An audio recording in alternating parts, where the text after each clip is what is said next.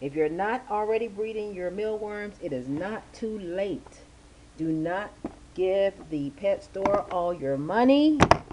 Get out there, get you some oatmeal, get you some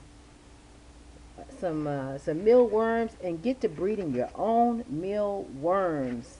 You don't have to pay for this stuff, guys. It's easy, and this is the quickest way. Stick your mealworms, the ones that you want to pupae and you want to grow out, stick them on your heat mat or heat flex watt. I don't know about full. I don't know about full temperature, but I keep mine at 86, anywhere from 86 to 90. So just on there a little bit where they can go where they want to go. They'll pupae quickly for you. The quicker you get them in the beetles, the quicker you're going to have your babies. All right, so get to harvesting.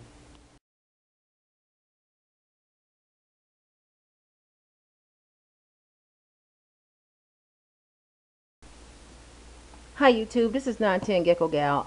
I've decided I'm going to make some new mealworm, a new mealworm farm in new containers. This is what I was using before. What you use is up to you. I just wanted to do something a little nicer.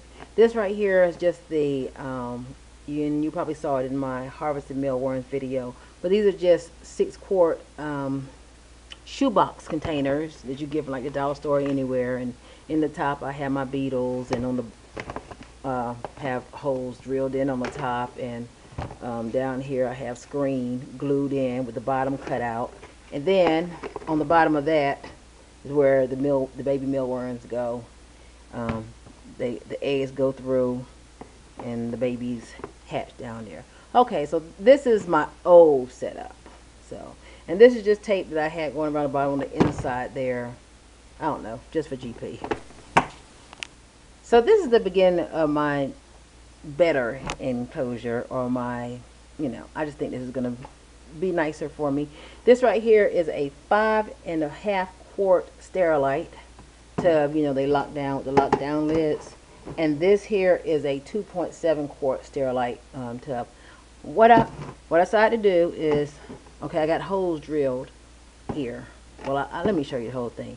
First thing you do is you take your tops off, or I'm taking my tops off, and I'm fitting, oh my goodness, I'm fitting this one down into the other one, and then seeing where it ends, and then beneath that, then I'll make my holes. Okay, the bottom, I cut the bottom completely out. That's going to be screened. And then on the top lid, they fit the same size lid, but I only need one lid. I cut, this is how it was. I took that out. Started out looking like this. I cut that out, so now it looks like this. And I'm going to put screen on it. And this way I'm going to have screen here, my beetles here. I'm going to have screen on the bottom, and the eggs will drop through down in here. So this is this process, and whenever I get the next steps done, I'll show you how that looks. Okay, so now I got it done. I've got holes going all the way around on every side. This is the other container, the 2.7-quart container, and I've got the screen glued in there on the inside and the outside. I don't have a double layer of screen there because I don't want the eggs to have a problem going straight through. So this is just going to sit straight down in there like that. And I took my top got the screen in it now, so that's going to go right on top of it like that. And I want to have it sitting together like this, and I think that that's a whole lot nicer. I can't take credit for this idea. I did see it on a website, but I think that it was pretty cool. I mean, I can't take credit for this one either. This one was not the original to me. It makes perfect sense, and it works beautifully. I just think this looks nicer, and I just like the idea. See, there's not very much space in between there, if you can see that. And on this one, even though it's a smaller scale than the one I saw, this is all I need, because I only do like 1,000 mealworms at a time, and they just produce and produce and produce and produce. So yeah, after I add my mealworms in, I'll be back. Here This is the container put together. Okay. And the top locks down.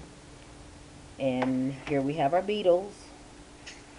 A little carrot in there for them. See plenty of beetles. These are all fresh beetles. That's why they're brown. Some of them are turning black, but the majority are brown because these are fresh beetles. They got a little bit of potato down here. They got a little carrot here. And they got a little oatmeal that they're resting on.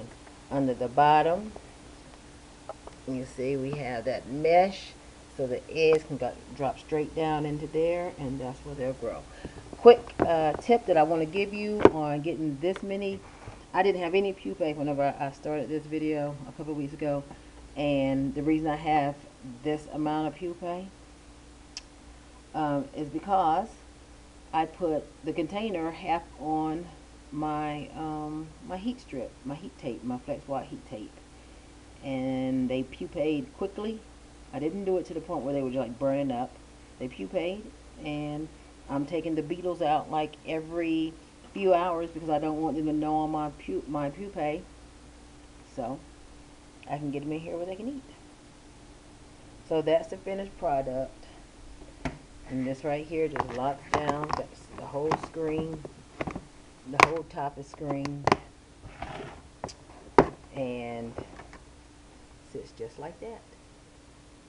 I take these. I found these are some pretty neat tongs I found. I found these tongs with the rubber end so that whenever I feed my geckos, it doesn't hurt their mouth. Or sometimes, of course, I'm sure yours do too.